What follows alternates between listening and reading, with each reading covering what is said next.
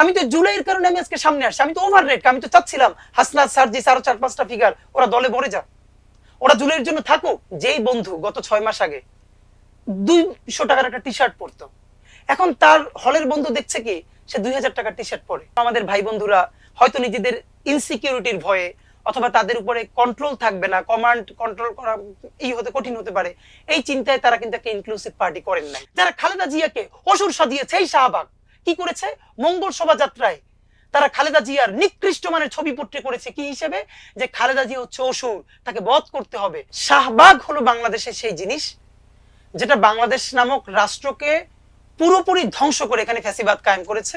আর সেইটা আমার দেশ বাংলাদেশের মানুষের সামনে এনেছিল যে শাহবাগে ফ্যাসিবাদের পদধ্বনি। দিল্লির প্রেসক্রিপশনে বিদেশের অর্থ সহায়তায় 3 স্তরের নিরাপত্তা নিয়ে ইন্টারকন্টিনেন্টালে ঘুমিয়ে এইরকম মব আপনি আর পৃথিবীতে পাবেন না। জুলাইয়ের শহীদগুলোর একটা বিচার মিনিমাম নাইনে আপনি কিসের রাজনীতি করেন আর কিসের ক্ষমতার ভাগাভাগি করেন? গণহত্যাকারী আওয়ামী লীগের বিচার না হয় ততক্ষণ পর্যন্ত আমরা সবাই মিলে অন্তত একটা ফোর্স থাকি যে আমরা রুখে দাঁড়াবো। গণহত্যার বিচার যদি করে ফেলতে পারেন তাহলে আওয়ামী লীগের সংস্কার তো আপনার আমার করা লাগবে, কারণ যার ফাঁসির রায় হয়ে গেছে সেটা এমনিতেই আর আওয়ামী লীগ নাই, তখন তো নতুন ভালো ছেলেরাও একটা নতুন আওয়ামী লীগ করতে পারে, সমস্যা নাই। বাংলাদেশে ইন্ডিয়ার ফাইন্যান্স এবং ব্যাকআপ ছাড়া এইখানে কোনো ধর্মীয় উগ্রবাদ কোনোদিন জায়গা পায় না এবং পাবেও না। একটা ইনসাফের বাংলাদেশ আমরা নির্মাণ করতে চাই। সেই ইনসাফের বাংলাদেশের বিনির্মাণে যেই সংগ্রামটা দরকার, ইনকিলাব মঞ্চ আপামর জনসাধারণকে সাথে নিয়ে সেই সংগ্রামটা করতে চাই। সুপ্রিয় দর্শক শ্রোতা, আসসালামু আলাইকুম। আমার দেশ সংলাপে আপনাদের সবাইকে স্বাগত জানাচ্ছি। আমি জাহেদ চৌধুরী। এখন থেকে প্রতি বৃহস্পতিবার আমার দেশ সংলাপে আমি হাজির হব আপনাদের মাঝে। সমসাময়িক প্রসঙ্গের পাশাপাশি বাংলাদেশের ভবিষ্যৎ রাজনীতি, জুলাই বিপ্লবোত্তর বাংলাদেশে জনগণের প্রত্যাশা সহ নানা বিষয় নিয়ে কথা হবে রাজনৈতিক সহ বিভিন্ন শ্রেণী পেশার মানুষের সাথে। আমার দেশ সংলাপ অনুষ্ঠান প্রচারিত হবে প্রতি বৃহস্পতিবার সন্ধ্যা 7টায়। আজ আমার দেশ মাল্টিমিডিয়া স্টুডিওতে আমার সাথে আলোচনার জন্য উপস্থিত রয়েছেন জুলাই বিপ্লবের অন্যতম যোদ্ধা জনাব শরীফ ওসমান হাদী। জনাব শরীফ ওসমান হাদী, আপনাকে আমাদের স্টুডিওতে স্বাগত জানাচ্ছি। ধন্যবাদ আমাদেরকে আজকে ডাকার জন্য। জনাব শরীফ ওসমান হাদী ইতিমধ্যে দেশপ্রেমিক ইসলাম প্রিয় তরুণদের মাঝে জনপ্রিয়তা অর্জন করেছেন এবং জুলাই বিপ্লব, বিপ্লবোত্তর বাংলাদেশ, সংস্কার, বিপ্লবী তরুণ ছাত্রদের নতুন সংগঠন, এই সমস্ত বিষয় নিয়ে আজকে আমরা আপনার সাথে আলোচনায় যাচ্ছি। শুরুতেই বলেন তো আপনি কেমন আছেন? আলহামদুলিল্লাহ, বেশ ভালো। এখন বাংলাদেশের রাজনীতি, বাংলাদেশের ভবিষ্যৎ, নির্বাচন, সংস্কার, এই সব বিষয়ই আসছে এবং এগুলো নিয়ে ব্যাপক আলোচনা হচ্ছে। শুরুতেই আমি আপনার কাছে জানতে চাবো যে সংগঠন নিয়ে, যে সংগঠনের ব্যানারে আপনি কাজ করছেন, ইনকিলাব মঞ্চ, এই ইনকিলাব মঞ্চে আপনি সক্রিয় রয়েছেন। কবে থেকে, কিভাবে এই ইনকিলাব মঞ্চের প্রতিষ্ঠা এবং ইনকিলাব মঞ্চের কাজ কি? আচ্ছা, ইনকিলাব মঞ্চ মূলত আসলে জুলাই অভ্যুত্থান অনুপ্রাণিত একটি সাংস্কৃতিক সংগঠন। আমরা সাংস্কৃতিক সংগঠন, তবে প্রচন্ড পলিটিক্যালি কনসাস। জুলাই অনুপ্রাণিত, জুলাইয়ের যে দাবি সেটাকে সামনে রেখে আমরা সাংস্কৃতিক সংগঠন, এবং আমরা এইটার সাথে যারা আছি সবাই জুলাইয়ের সম্মুখ সারির যোদ্ধা। এবং আমাদের ইনকিলাব মঞ্চের কেন্দ্রীয় সদস্য সচিব জাবের আর আমরা মনে আছে যে 5ই অগস্ট হাসিনার পদত্যাগের পরে, পতনের পরে হাসিনার, তো আমরা ওদিন রাতেই আমরা যখন মন্দির পাহারা দিচ্ছিলাম, রাতে মন্দির পাহারা দিতে দিতে আলাপ করছিলাম যে এমন একটা কিছু করতে হবে যাতে জুলাইটাকে সবাই মিলে ধরে রাখা যায়। তো আমরা প্রত্যাশা করেছিলাম যে বিএনপি, জামাত ইসলামী আর অন্যান্য যারা দল এবং নিশ্চয়ই বৈষম্য বিরোধী ছাত্র আন্দোলন, এরা হাসিনার পতনের পরের অন্তত 15 দিন, 1 মাস ঢাকার শাহবাগ এবং গুরুত্বপূর্ণ পয়েন্টে প্রতিদিন জমায়েত করে থাকবে, আওয়ামী লীগের বিচার চাইবে এবং যাতে অন্য কোনো ধরনের প্রতি বিপ্লব বা ষড়যন্ত্র করতে না পারে এজন্য সবাই রাজপথে থাকবে, এটা আমরা প্রত্যাশা করেছিলাম। তো আমরা সপ্তাহখানেকের মধ্যেও দেখলাম যে আসলে কেউই রাস্তায় নাই। বিশেষ করে নতুন সরকার গঠন এবং বিভিন্ন বোঝাপড়া তৈরি করার জন্য সবাই প্রচুর ব্যস্ত হয়ে পড়লো, দল গুছানো, তারপরে সরকার গঠন। এর মধ্যে আমরা দেখলাম যে আমরা ফিল করছিলাম যে কোনো একটা ষড়যন্ত্র আবার হতে পারে। তখনই আমরা দেখলাম যে আমাদের তৎকালীন স্বরাষ্ট্র উপদেষ্টা সাখাওয়াত হোসেন সাহেব একটি বক্তব্য দিয়েছিলেন যে আওয়ামী লীগ যদি শুদ্ধ হয়ে আসে তাহলে তারা হয়তো ফিরে আসতে পারবে, এরকম একটা বক্তৃতা। এটা আমরা প্রচন্ড রিঅ্যাক্ট করলাম। আমার মনে হচ্ছে 12ই অগস্ট, মানে হাসিনা পালিয়ে গেল 5ই অগস্ট, 12ই অগস্ট আমি একটা ফেসবুকে ছোট্ট ভিডিও দিলাম, যদি স্বরাষ্ট্র উপদেষ্টা 24 ঘন্টার মধ্যে তার এই বক্তব্য প্রত্যাহার না করেন তাহলে আগামীকাল আমরা শাহবাগে দাঁড়াবো। তো ঠিকই পরের দিন আমার মনে আছে 13ই অগস্ট সকালে আমি, আমাদের ইনকিলাব মঞ্চের সদস্য সচিব জাবের, আমরা মিলে সারা রাত বসে বাসায় প্ল্যাকার্ড লিখলাম এবং পরের দিন সকালে 2 দাবিতে, প্রথম দাবি ছিল যে জুলাই গণহত্যার বিচার করতে হবে, আওয়ামী লীগের বিচার করতে হবে এবং স্বরাষ্ট্র উপদেষ্টার বক্তব্য প্রত্যাহার করতে হবে। এই দাবিতে আমরা প্ল্যাকার্ড নিয়ে সকাল 10টার দিকে, আমার মনে আছে আমরা 10 জনের মতো প্রথম শাহবাগে দাঁড়িয়েছিলাম। 3-4 ঘন্টা আমরা স্লোগান দিয়েছিলাম, এই 10-15 জন। এরপরে এই 4 ঘন্টা পরে সেই 10 জনের ছোট্ট একটা মিছিলটা 100 জন 200 জন হয়ে গেল এবং সেদিন ইনকিলাব মঞ্চের মোটামুটি প্রাথমিক যাত্রা একদম, এবং আমাদের প্রথম যাত্রাটাই একদম শাহবাগে এবং রাজপথের মধ্য দিয়ে। মানে আপনি কি বলতে চাচ্ছেন তাইলে জুলাই বিপ্লবের আগে মানে 5ই আগস্টের পরেই আপনাদের যাত্রাটা শুরু? হ্যাঁ, আমাদের 5ই আগস্টের পরে যাত্রা শুরু। আমরা সবাই জুলাই যুদ্ধে একদম, বিশেষ করে আমি, আমাদের অন্যান্যরা ঢাকা বিশ্ববিদ্যালয়ের রামপুরায় তো আমরা একদম সম্মুখ সারির যোদ্ধা ছিলাম। সেখান থেকে এই জুলাইকে বাঁচানোর জন্য আমরা অফিসিয়ালি 5ই আগস্ট হাসিনার পতন হলো এবং 13ই আগস্ট আমরা রাজপথে দাঁড়ালাম ইনকিলাব মঞ্চের ব্যানারে প্রথম। এখন ইনকিলাব মঞ্চের দৃষ্টিভঙ্গিটা কি? সামনে আপনারা ইনকিলাব মঞ্চটাকে কিভাবে এগিয়ে নিতে চান? আমরা ইনকিলাব মঞ্চকে আসলে একটা প্রেসার গ্রুপ হিসেবে জুলাইয়ের জন্য রাখতে চাই। আমাদের ফেসবুক বায়োতে এটা সুন্দর করে লেখা আছে যে ইনকিলাব মঞ্চ একটি জুলাই অভ্যুত্থান অনুপ্রাণিত কালচারাল প্ল্যাটফর্ম। একটা ইনসাফের বাংলাদেশ আমরা নির্মাণ করতে চাই।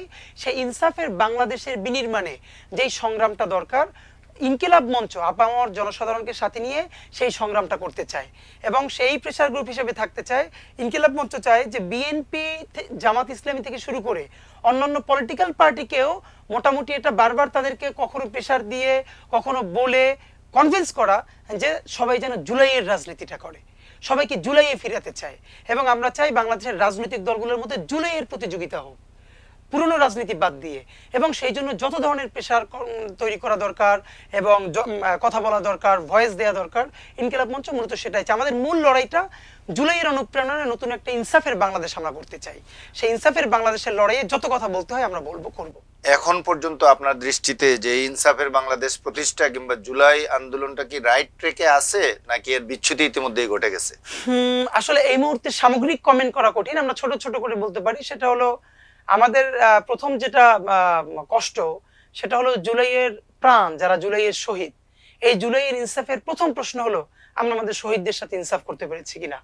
প্রায় 2000 শহীদ, আমরা সেই 2000 শহীদদের পরিবারে কাকে রাষ্ট্র কয় টাকা দিতে পারলো, কোন রাষ্ট্রের ভরণ পোষণ দায়িত্ব নিতে পারলো কোন শহীদের রাষ্ট্র, আমরা কি এখন পর্যন্ত রাষ্ট্রীয় পর্যায়ের কোনো ওয়েবসাইট আছে?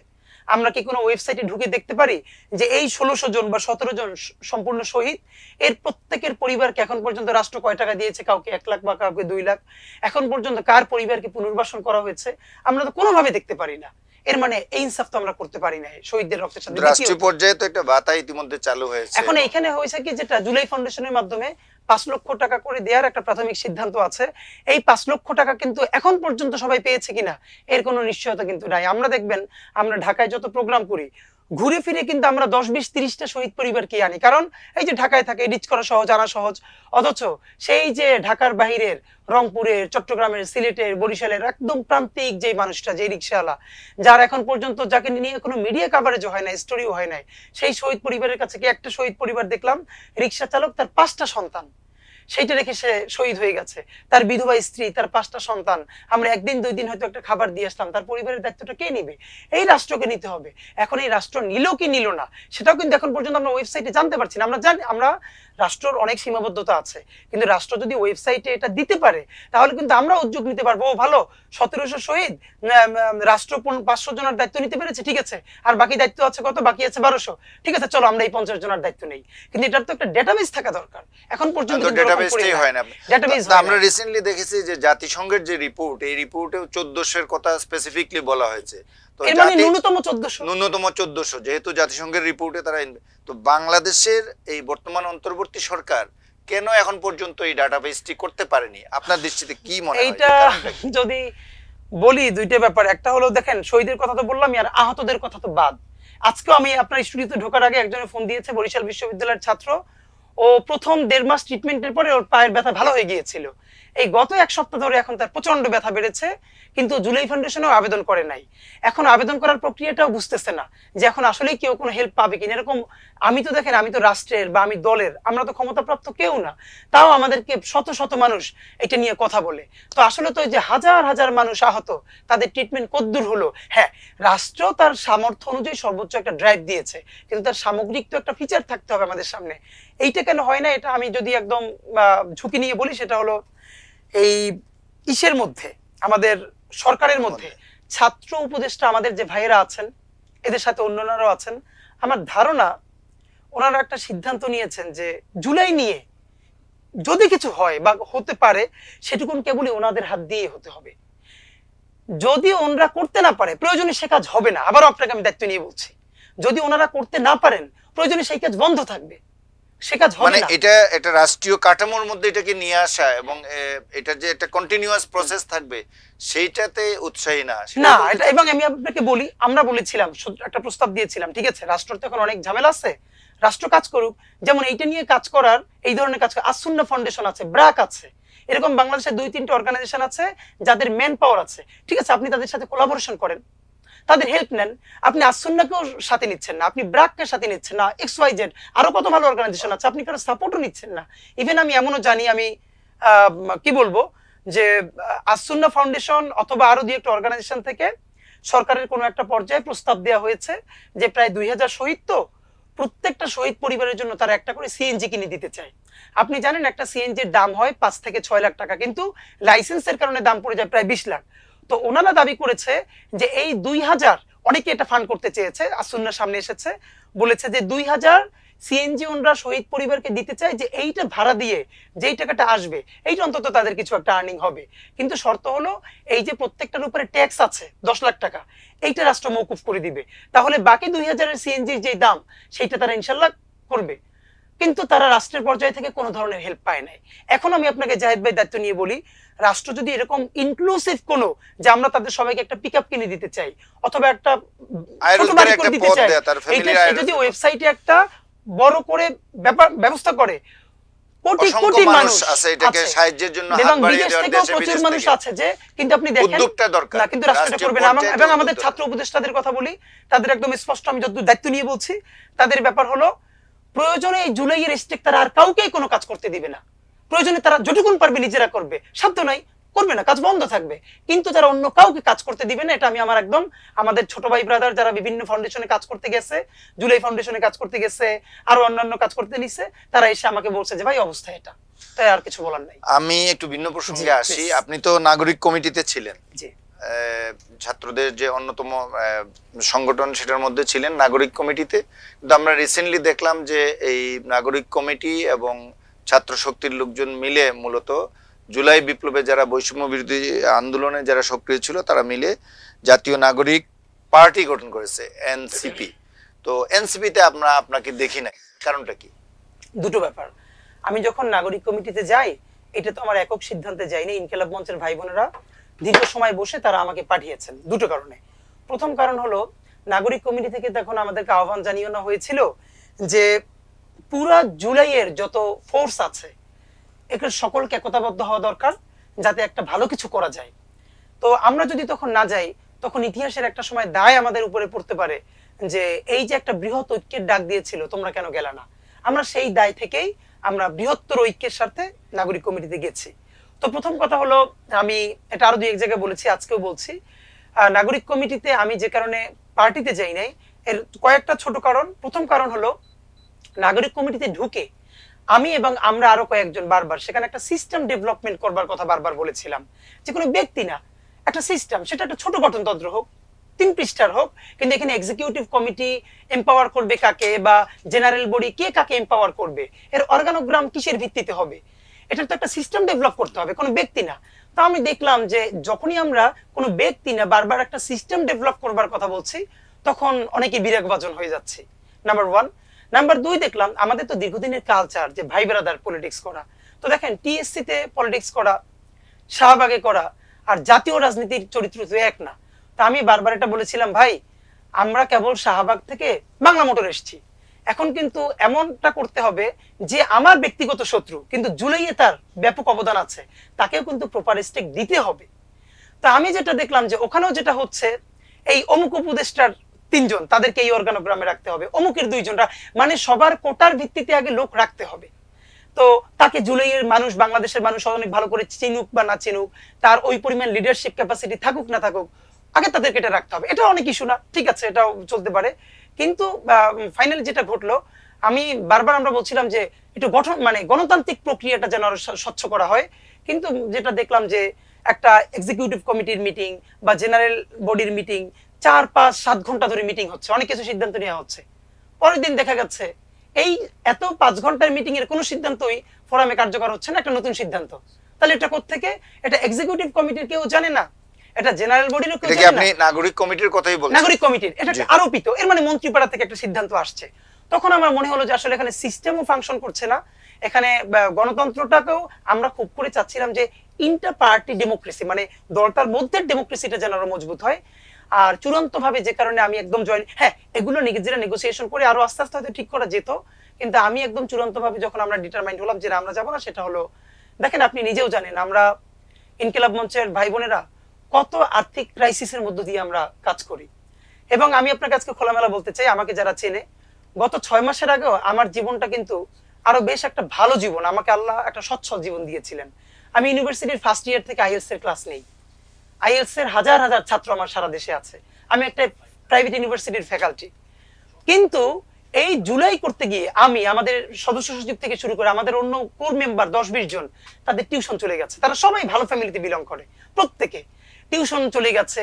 এবং আমরা এই স্ট্রাগলটা করছি, আমরা ইভেন আমাদেরকে মানুষ ফান্ড করতে চায়, আমরা টাকা নেই না, আমরা শুধু বলি আমাদের যখন যে প্রোগ্রাম লাগবে আপনি টাকা দিতে চান, আপনি ওই সাউন্ড সিস্টেমের টাকাটা দিয়ে দেন, এবং যে সাউন্ড সিস্টেম তার হাতে দেন।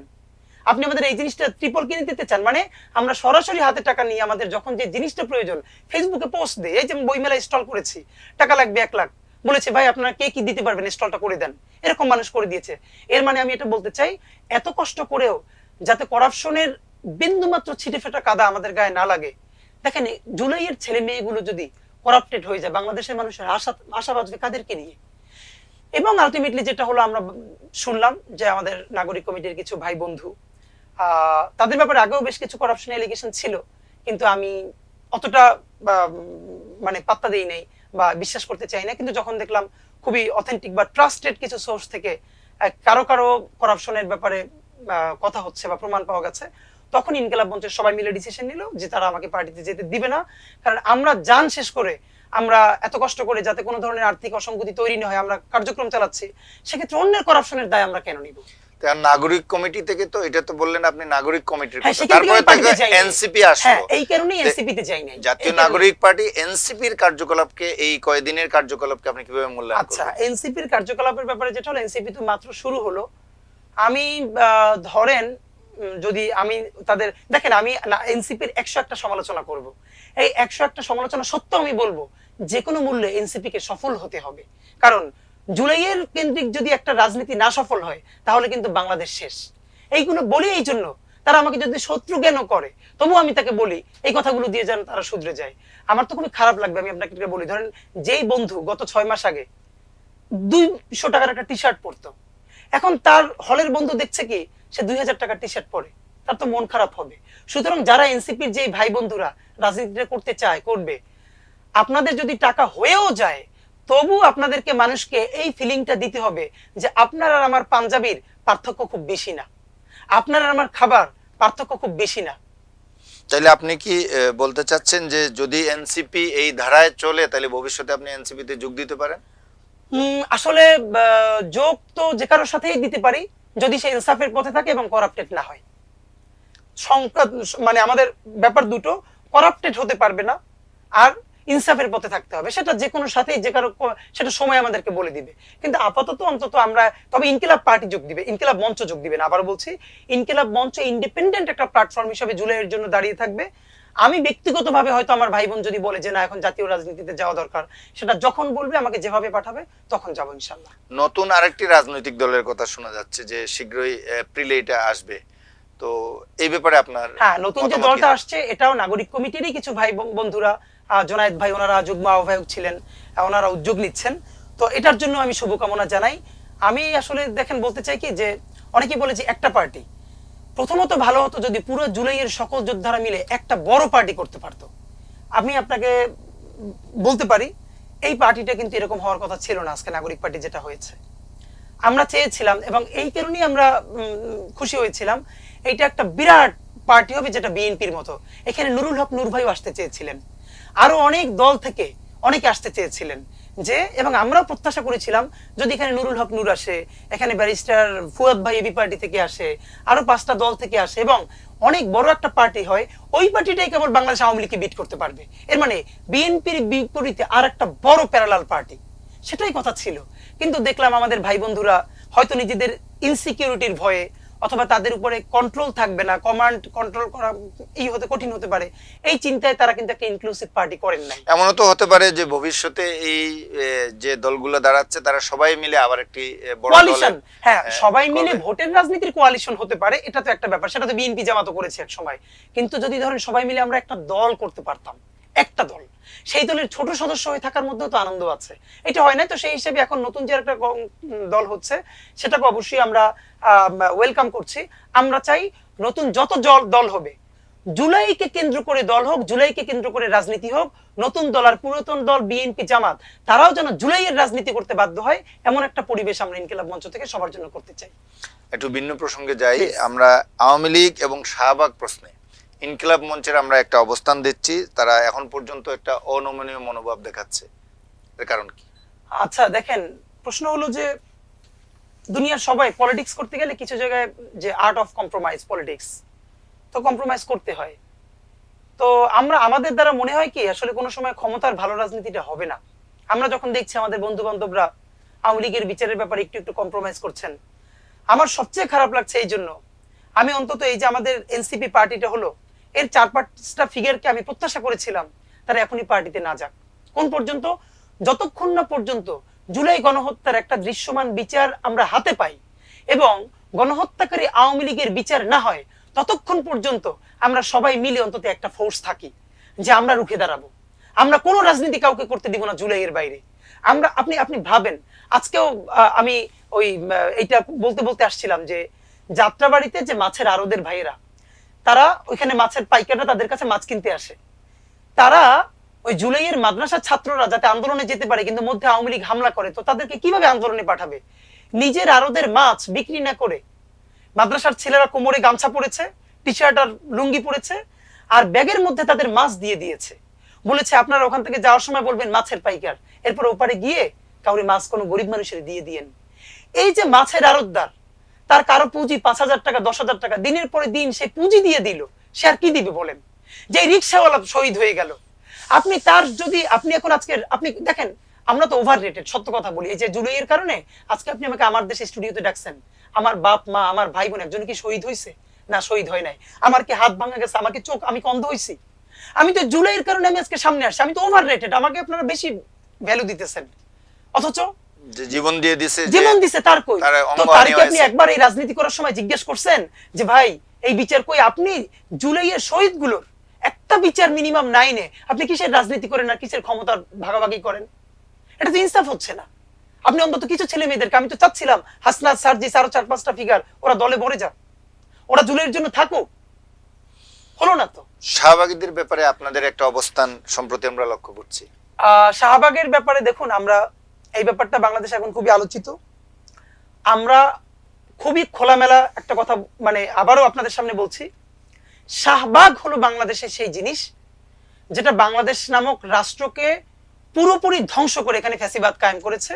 আর সেইটা আমার দেশ বাংলাদেশের মানুষের সামনে এনেছিল যে শাহবাগে ফ্যাসিবাদের পদধ্বনি, এই শিরোনাম করে, এবং তারপরে আমার দেশের উপরে কি নেমে এসেছে সেটা তো আমরা জানি। শুধু বন্ধই না, মানে মাহমুদুর রহমান থেকে শুরু করে আপনারা সবাই আমার দেশ পরিবার। এমন আমরা শুনেছি যে আমার দেশ অফিসে ছোট্ট একটা চাকরি করত, এই পরিচয় থাকার কারণে তাকে কোথাও চাকরি নেওয়া হয় নাই, তাই হয়েছে। এটাও আমরা শুনেছি যে ছোট, সে সাংবাদিক না, ছোট। তো এরকম তো সারা বাংলাদেশ। এবং আমি একটা কথা, আমার দেশ আপনাদের যেদিন প্রেসটা খোলা হলো সেদিন আমি যাওয়ার পর আমাকে মিডিয়া জিজ্ঞেস করেছিল, তো পুরো প্রেস তো ভাঙা চূড়া কেয়ামত হয়ে গেছে। তা আমি বলেছিলাম পুরো বাংলাদেশটা গত 17 বছরে আওয়ামী লীগ কি করেছে, আপনার বাংলাদেশটা তাহলে আপনি আমার দেশের প্রেসের দিকে তাকান, এটা একটা ছোট্ট বাংলাদেশ। তো শাহবাগের ব্যাপারে আমাদের স্পষ্ট কথা হলো, এই শাহবাগ বাংলাদেশ নামক রাষ্ট্রের বিচার কাঠামো, প্রশাসনিক কাঠামো ভেঙে চুরে এইখানে দিল্লির প্রেসক্রিপশনে বিদেশি অর্থ সহায়তায় একটা বাংলাদেশের রাষ্ট্রবিরোধী ষড়যন্ত্র, পৃথিবীর নিকৃষ্টতম মব এখানে ফাংশন করা হয়েছে। এবং যেই মবের কারণে বিচার চাই না ফাঁসি চাই, এই যে রাষ্ট্রদ্রোহী কথা এখানে বলা হয়েছে, এইখানে 3 স্তরের নিরাপত্তা নিয়ে কাচ্চি খেয়ে বিরিয়ানি খেয়ে ইন্টারকন্টিনেন্টালে ঘুমিয়ে তারপরে এসে ঘোষণা দিয়েছে নেতারা, কি বলেছে, আজকে পতাকা অর্ধনমিত থাকবে, আজকে পতাকা উড্ডয়ন করা হবে। আপনি জানেন সবাই রাস্তায় নেমে আসবে, সব মন্ত্রী এমপিরা রাস্তায় নেমে আসবে। একমাত্র রাষ্ট্র ছাড়া পতাকা কখন উঠবে, পতাকা কখন নামবে, পতাকা কখন অর্ধনমিত থাকবে, এইটা বলবার এখতিয়ার কারণ সাথে সাথে তাকে রাষ্ট্রদ্রোহী মামলা গ্রেফতার করবার কথা ছিল। এর মানে শাহবাগ হলো বাংলাদেশের সেই ফ্যাসিবাদ, সেই নিকৃষ্টতম মব যেখানে রাষ্ট্রদ্রোহিতাকে আনুষ্ঠানিকভাবে উদযাপন করা হয়েছিল 3 স্তরের নিরাপত্তা দিয়ে। আমি আপনাকে জানাই, আমরা যত মানুষ, লক্ষ লক্ষ মানুষ তো শাহবাগে গেছে, আমরা কি সবাইকে শাহবাগী বলি না? এটা বাংলাদেশ আমাদের বিরুদ্ধে মিথ্যে বলা হয় যে আমরা নাকি সবাইকে হরিদরে শাহবাগী বলি না, আমরা সবাইকে শাহবাগী বলি না। বাংলাদেশের 99% মানুষ বাধ্য হয়ে শাহবাগে গেছে। প্রত্যেকটা গার্মেন্টসকে চিঠি দেওয়া হয়েছে কোন তারিখে কোন গার্মেন্টস থেকে শ্রমিক কয় ঘন্টা ওইখানে রাখতে হবে, নইলে তার ট্রেড লাইসেন্স বাতিল হয়ে যাবে। প্রত্যেকটা কর্পোরেট হাউসকে এবং বাংলাদেশের ব্যবসায়িক প্রতিষ্ঠানকে চিঠি দেওয়া হয়েছে যে আজকে শাহবাগে কারা খাবার দিবে, কারা বিরিয়ানি দিবে, কে কার এমপ্লয়ীদেরকে অফিস শেষে ওখানে পাঠাবে। যদি শাহবাগে লোক না পাঠায়, যদি শাহবাগে খাবার না পাঠায়, তাহলে তার বিরুদ্ধে কি হবে, ওইখানে ঘোষণা করা যাবে তারাও রাজাকারদের দোষর, এবং পরের দিন সেই ব্যবসা প্রতিষ্ঠানে হামলা করা হবে। প্রমাণ বলি, তারা একটা বড় ব্যানার করেছিল, সেখানে 20 থেকে 25টা প্রতিষ্ঠানের নাম লিখে দিয়েছিল যে এরা সবাই রাজাকারের দোষর। এইটা বলার পরে ইসলামী ব্যাংকের অগণিত শাখায় হামলা হয়েছে, এটিএম বুথে হামলা করা হয়েছে, ইবনে সিনে হামলা করা হয়েছে, বরিশাল ইসলামী ব্যাংক হসপিটালের মধ্যে ঢুকে এমার্জেন্সিতে হামলা করা হয়েছে। এর মানে কি, এই যে মব সন্ত্রাস, আজকে তারা মব মব বলে, এই মব সন্ত্রাস কারা বাংলাদেশের?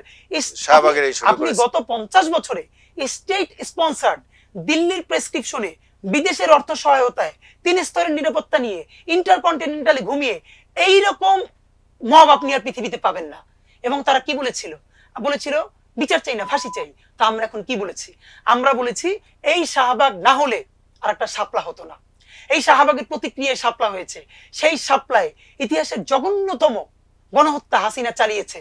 এই ঢাকার রাজধানীর বুকে সমস্ত লাইট বন্ধ করে দিয়ে মানুষগুলোকে, সে হতে পারে গরিব প্রান্তিক, কিন্তু আপনি তাকে ধরেন, আপনি তাকে বিচার করেন, সে যদি আপনার অন্যায় করে, আপনি কে তাকে অধিকার দিল আপনাকে তাকে গুলি করে হত্যা করবার? শুধু গুলি করে হত্যা তো করেন নাই, আপনি তার লাশ গুম করে ফেলেছেন। বর্তমান উপদেষ্টা আদিলুর রহমান শুভ্র সাহেব, উনি ওনার অধিকার থেকে বললেন 63 জন, সেজন্য ওনাকে বছরের পর বছর জেল খাটতে হয়েছে।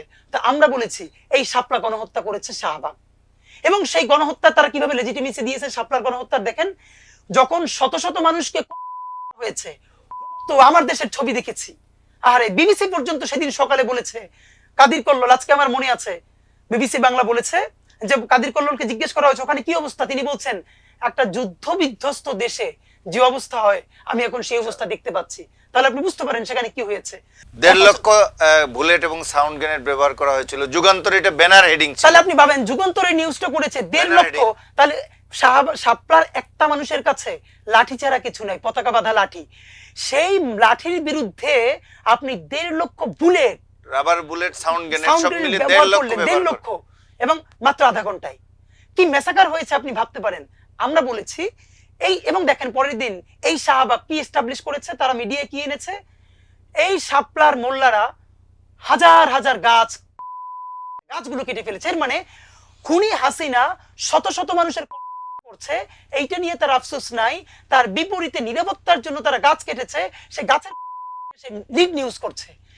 এইটাকে লেজিটিমেসি দিয়েছে কে? শাহবাগ। আসেন, সেই শাপলায় হাসিনা শিখেছে মানুষ মেরে গুম করে, লাশ গুম করে দেওয়া যায়, কিচ্ছু হয় না, পার পাওয়া যায়। সেই কারণে পরবর্তীতে হাসিনা আয়নাঘর করেছে, গুম করেছে, খুন করেছে, এমন কোন ভয়াবহ অপরাধ নাই। ফ্যাসিবাদী চরিত্রটা পুরোপুরি করতে করতে এই জুলাই করেছে। সেই জুলাইয়ের প্রমাণ কি দেখলেন? যে এমন লাশ, যেই লাশটা আধা ঘন্টা হয় না মারা গেছে, সেই পুড়িয়ে ফেলেছে। রিয়া গোপ, রুদ্র সেন, এরকম অসংখ্য শহীদকে গুলি করেছে, হেলিকপ্টার থেকে গুলি করেছে। আমার এলাকা, আমার বাসার সামনে পড়েছি আমি আপনাকে, আমার রবদের রোডে হেলিকপ্টার থেকে গুলি করা হয়েছে। তো এই সমস্ত গণহত্যার ন্যারেটিভ নির্মাণ তার বৈধতা কে করেছে? এই শাহবাগ করেছে, তার মিডিয়া দিয়ে, তার কালচারাল এলিট দিয়ে। কালচারাল এলিট কারা? যারা দিনের পরে দিন নাটক, সিনেমায়, গল্পে, উপন্যাসে হাসিনার বিকল্প আর কেউ নাই, যারা খালেদা জিয়াকে অসুর সাজিয়েছে। এই শাহবাগ কি করেছে? মঙ্গল শোভাযাত্রায় তারা খালেদা জিয়ার নিকৃষ্ট মানের ছবি পোট্রে করেছে কি হিসেবে? যে খালেদা জিয়া হচ্ছে অসুর, তাকে বধ করতে হবে, কারণ খালেদা জিয়া বাংলাদেশের গণমানুষের প্রতিনিধিত্ব করেন। এই খালেদা জিয়া অসুর তারা শাহবাগ বানিয়েছে। এই করতে করতে করতে করতে আজকে জুলাইয়ের বিপক্ষেও তারা কিন্তু নেমেছিল, কিন্তু আল্লাহ তাআলার অশেষ রহমতে আজকে জুলাই বাংলাদেশের মানুষ সেই শাহবাগিটাকে ভেঙে চুরে নতুন বাংলাদেশ যখন নির্মাণ করবে, তখন কি আমাদের এটা বলা অন্যায়?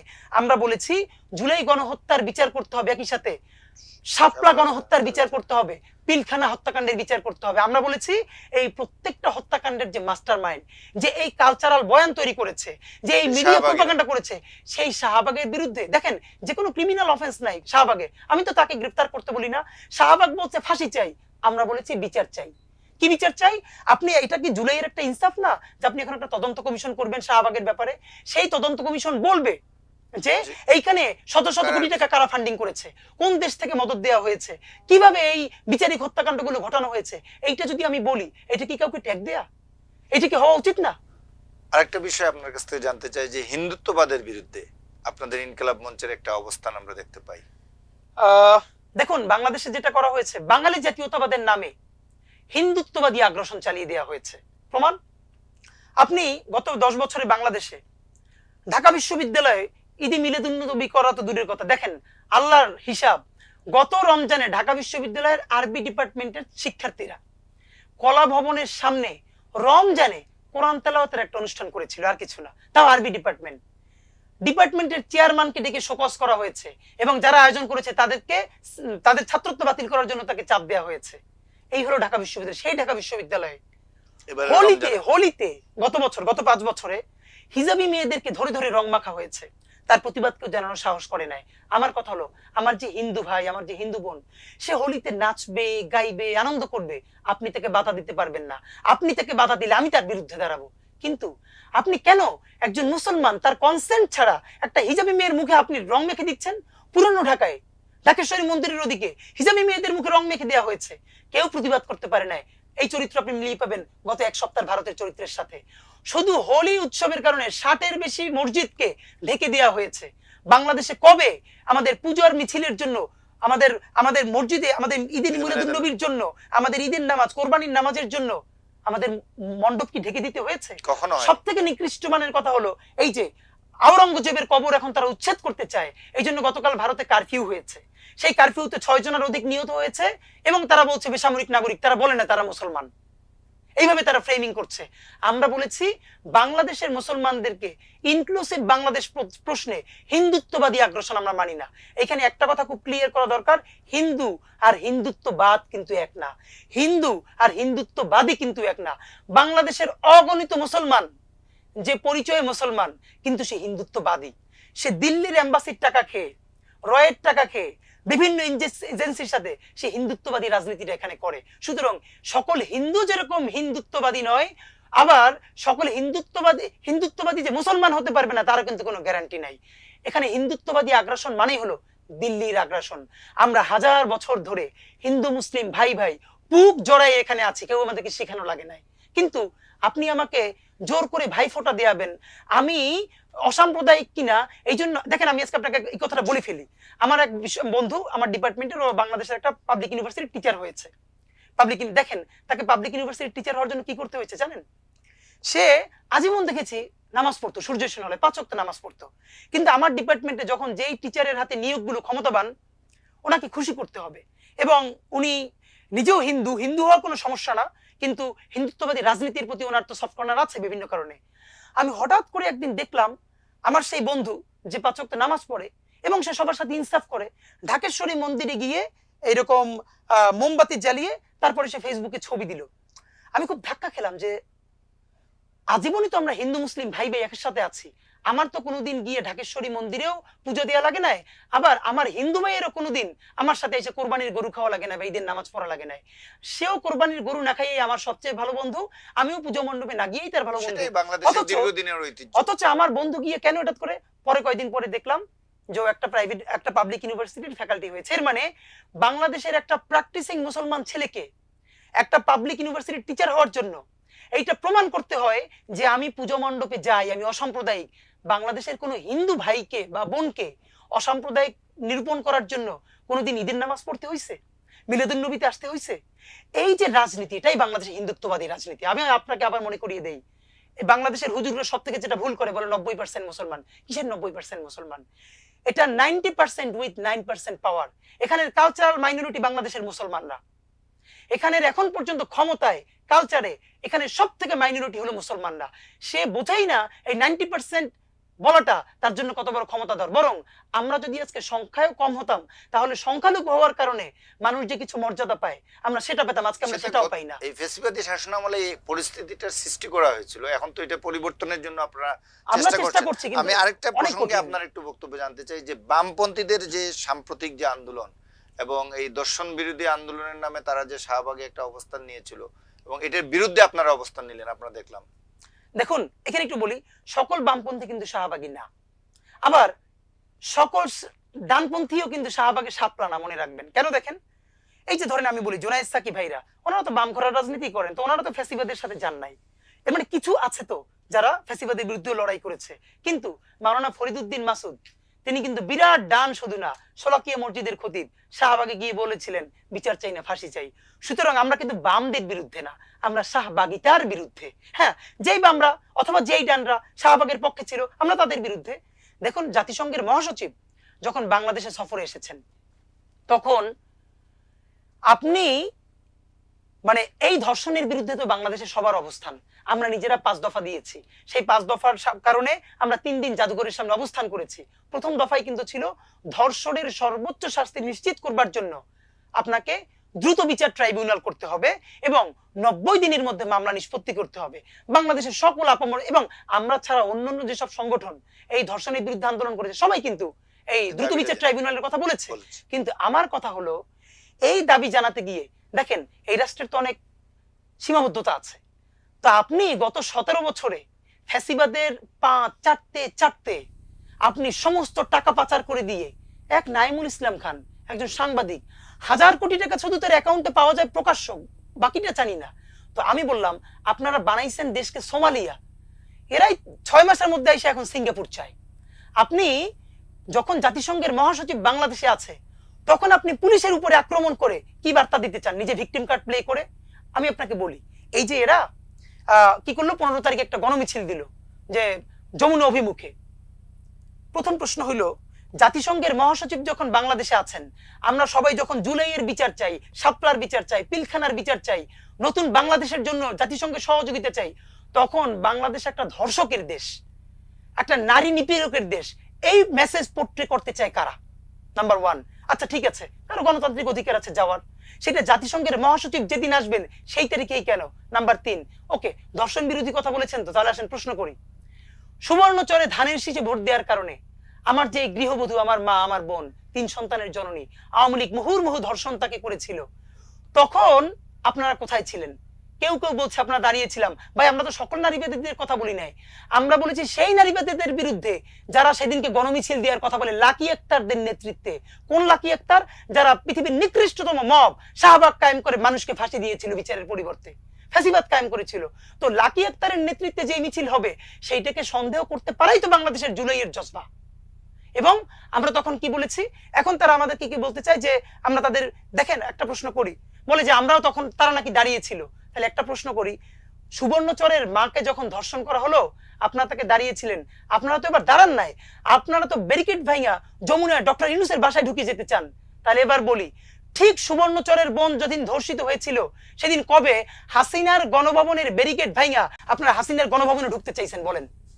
আপনারা কবে প্রধানমন্ত্রীর কার্যালয়ে ব্যারিকেড ভেঙে ঢুকতে চাইছেন বলেন? আপনারা কোনোদিন হাসিনার ব্যারিকেড ভাঙতে চান নাই, কুসুম কুসুম প্রতিবাদ করেছেন মিডিয়ায় দেখানোর জন্য।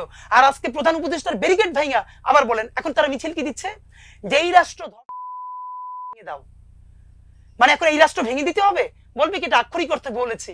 ও তোমরা বললে আক্ষরিক, আর আমরা আইরনিক ভাবে স্যাটায়ার করে বলেছি যে ঠিক আছে কোন ভাস্কর্য বলবেন যে আমরাই যেহেতু সব করতে হবে, আপনারা সবাই ঘরে গিয়ে বসে থাকবেন, তাহলে 10 লাখ টাকা দিবেন, গিয়ে ভেঙে দিয়ে আসবো। মিডিয়ার সামনে বলেছি, কেউ যদি টাকা নিয়ে এই কাজ করে সেটা মিডিয়ার সামনে বলে। আর কেউ যদি টাকা নেয়, আজ পর্যন্ত ইনকিলাব মঞ্চ একটা ইট তো ভালো একটা ইটের কণাও ভেঙেছে কেউ বলতে পারবে? আমরা তো প্রেস রিলিজ দিয়ে প্রকাশ্য প্রোগ্রাম করি, সেইটা নিয়ে আপনারা বলতে পারবেন। আমার আপনাদেরকে যখন বলবো তখন বলবো এটা আমরা আক্ষরিক করতে পেরেছি। হাসিনার সময় তোমরা কবে বলছো যে এই রাষ্ট্র ধর্ষণ করে, সুবর্ণচরে ধর্ষণ করে, সেই রাষ্ট্র ভেঙে দাও? বলো নাই তো।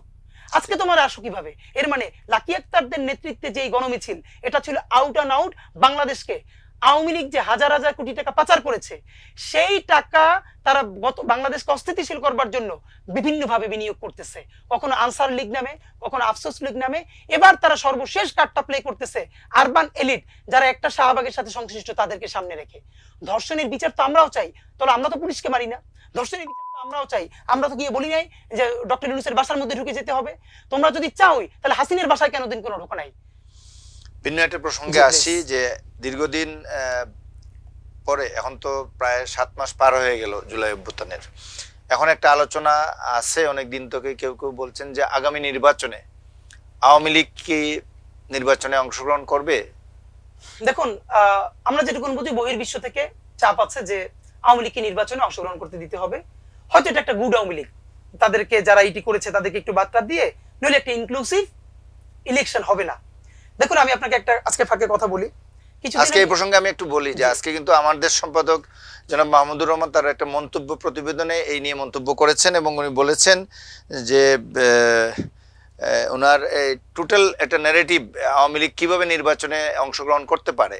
তো এটা নিশ্চয়ই আপনি পড়েছেন। মাহমুদুর রহমান সাহেবের এটা পড়েছি, এবং আমি যেটা উনি স্পষ্ট করে বলেছেন, বৈশ্বিক প্রেসারেও যদি আওয়ামী লীগ ইলেকশনে আসতে হয়, তার আগে আওয়ামী লীগ সংস্কার কে করবে? এর মানে এই শেখ পরিবার, বিশেষ করে যারা গণহত্যা করেছে, তাদের প্রত্যেকের বিচার না করে নতুন কোন আওয়ামী লীগ আসবে। আমার যেটা ধারণা, মাহমুদুর রহমান, আপনি কি এর সাথে একমত কিনা? কি মানে এখানে আমার একটু আছে, ধরেন মাহমুদুর রহমান উনি কথা বলবেন ওনার টোনে, উনি যেটা আমি বুঝতে পারছি, উনি আওয়ামী লীগের পলিটিক্সটা আওয়ামী লীগের কোটেই ঠেলে দিতে চান। মানে আওয়ামী লীগই ঠিক করুক আগে আওয়ামী লীগদেরকে, এইটা। আর আমরা ইনকিলাব মঞ্চ মাঠে হিসেবে আমরা যেটা একটু ভিন্ন করে বলতে চাই, আপনাকে এখন সেই উত্তরটা দিচ্ছি। আমি যেটা কিছুদিন আগে জাতিসংঘের আবাসিক কার্যালয়ে জাতিসংঘের থেকে 5 জনের একটা প্রতিনিধি টিম এসেছিল, যারা নির্বাচন নিয়ে কথা বলবার জন্য। তারা সরকারের সাথে বিভিন্ন স্টেক হোল্ডারদের সাথে, সেখানে 5 জন জুলাই যোদ্ধাকেও তারা ডেকেছিল, তার মধ্যে আমাকেও ডেকেছিল।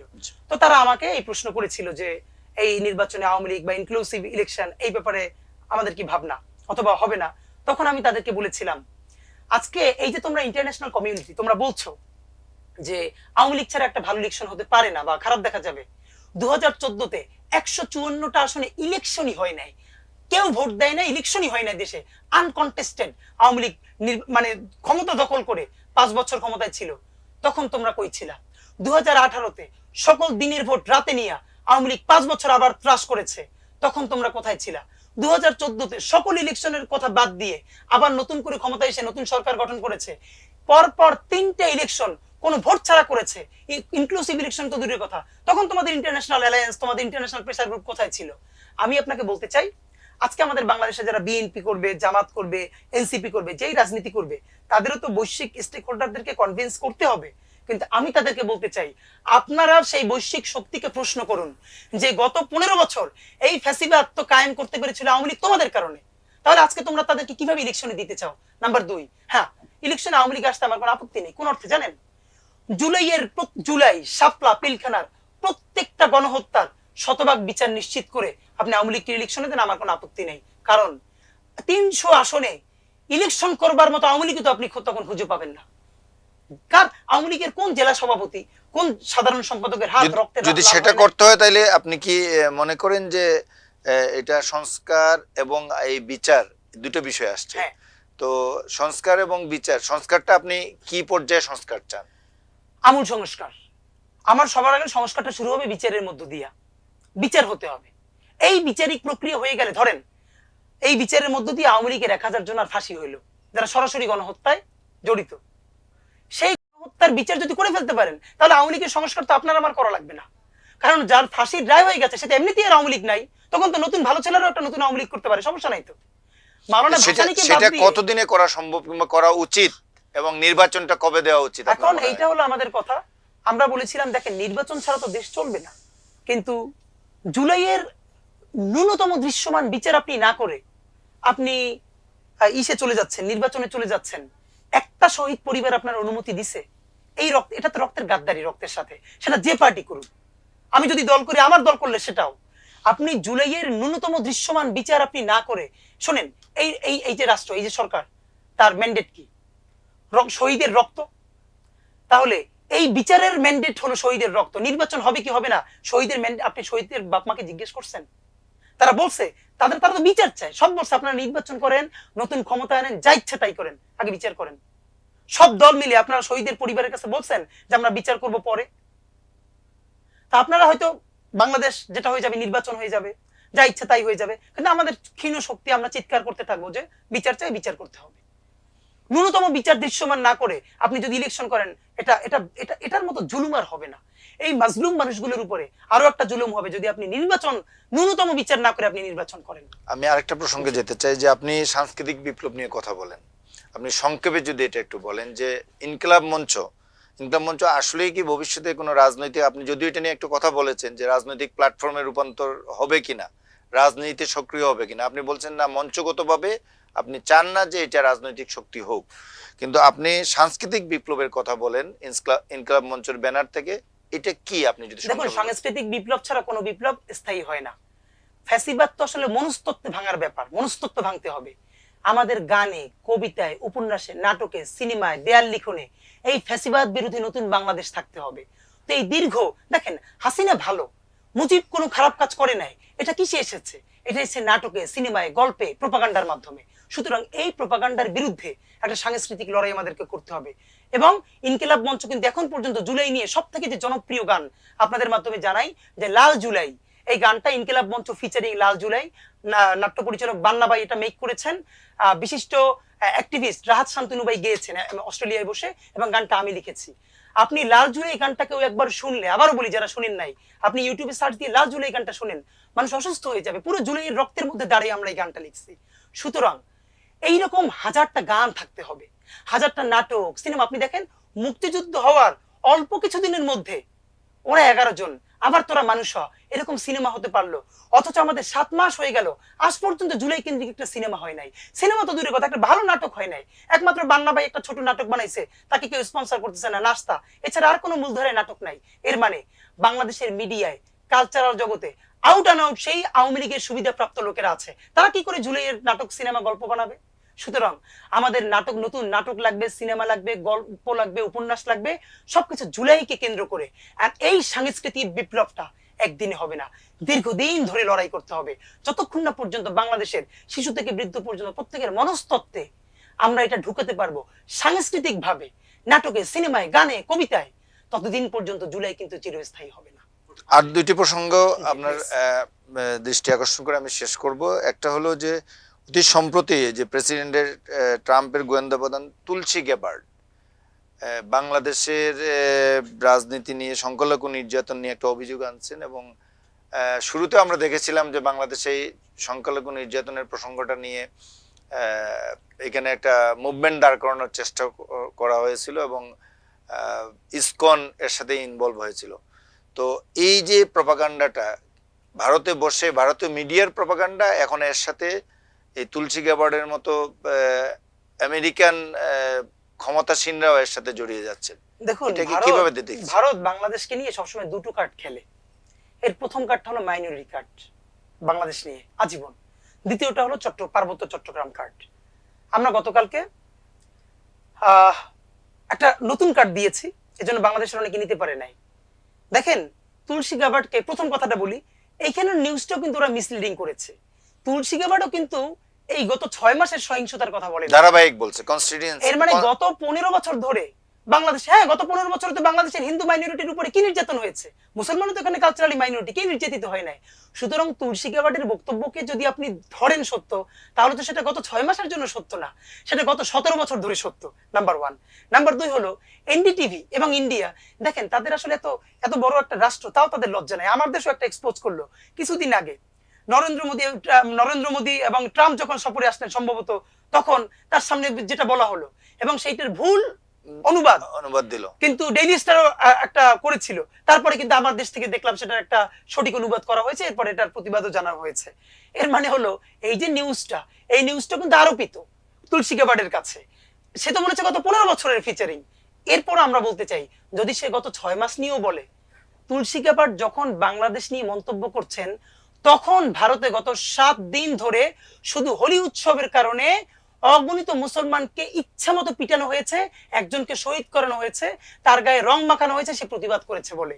তুলসী গাবার্ড যেই ভারতে বসে মন্তব্য করছেন, সেই ভারতে এখন পর্যন্ত খ্রিস্টান কুকিচিন নারীদেরকে ধর্ষণ করা হয়েছে, উলঙ্গ করে হাঁটানো হয়েছে, সেইটার মণিপুরে তার প্রতিবাদ বাবা মা করার কারণে, ভাই এবং বাবা করার কারণে তাকে হত্যা করা হয়েছে।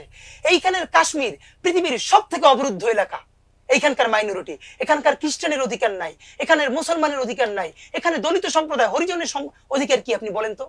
সুতরাং যেই ভারত মুসলমানের, বাংলাদেশের মাইনরিটি নিয়ে কথা বলে, এখন সময় এসেছে বাংলাদেশের মানুষকে বলি, আপনারা শুধু বাংলাদেশের ভারতের মুসলমানের অধিকার না, পুরো ভারতের মাইনরিটি নিয়ে কথা বলেন। এবং আমরা সিদ্ধান্ত নিয়েছি, গতকাল ইনকিলাব মঞ্চের ভাই বোনেরা, রাজু ভাস্কর্য ঢাকা বিশ্ববিদ্যালয়ে দাঁড়িয়েছিল, ইংলিশ প্ল্যাকার্ড নিয়ে আমরা বলেছি যে, জাতিসংঘকে বলেছি আপনারা ভারতের কমিউনাল ভায়োলেন্স এই নিয়ে আপনারা কথা বলতে শিখুন, ভারতকে আপনারা বৈশ্বিক চোখে দেখুন, এবং ভারতের এই ভায়োলেন্সের বিরুদ্ধে, মাইনরিটির পারসিকিউশনের বিরুদ্ধে সারা বিশ্বকে কথা বলতে হবে। ওরা আমাদেরকে বলে আমরা শুধু মাইনরিটি নির্যাতন এইটা বলে, অথচ পৃথিবীর সব থেকে সাম্প্রদায়িক সম্প্রীতির দেশ বাংলাদেশ, বাংলাদেশকে এখন দুই ধাপ এগিয়ে গিয়ে প্রতিদিন ভারতের এই সাম্প্রদায়িক উস্কানির বিরুদ্ধে, সাম্প্রদায়িক সহিংসতার বিরুদ্ধে বলতে হবে। তবে হ্যাঁ, এটা কিন্তু শুধু বাংলাদেশের মধ্যে বসে বললে হবে না, এটা আমাদের এক্স হ্যান্ডেলে বলতে হবে, টুইটারে বলতে হবে, আমাদের বৈশ্বিক মিডিয়াগুলো পৌঁছতে হবে এবং যোগ্যতার সাথে পৌঁছতে হবে। এবং আমি মনে করি তারা এই প্রপাগান্ডাগুলো গত 6 মাস ধরে বাংলাদেশে, এখানে আরেকটা প্রসঙ্গ আমি বলি যে, বাংলাদেশের ধর্মীয় উগ্রবাদের উত্থান নিয়ে একটা আশঙ্কার কথা বলা হয়, এবং আমরা মাঝে মধ্যে দেখি, যেমন কিছুদিন আগে আমরা হিজবুত তাহরির দেখলাম, কিংবা কিছু কিছু সংগঠন এরকম তৎপরতা চালানোর চেষ্টা করে। তো আপনি কি মনে করেন যে আসলেই বাংলাদেশে ধর্মীয় উগ্রবাদের উত্থান?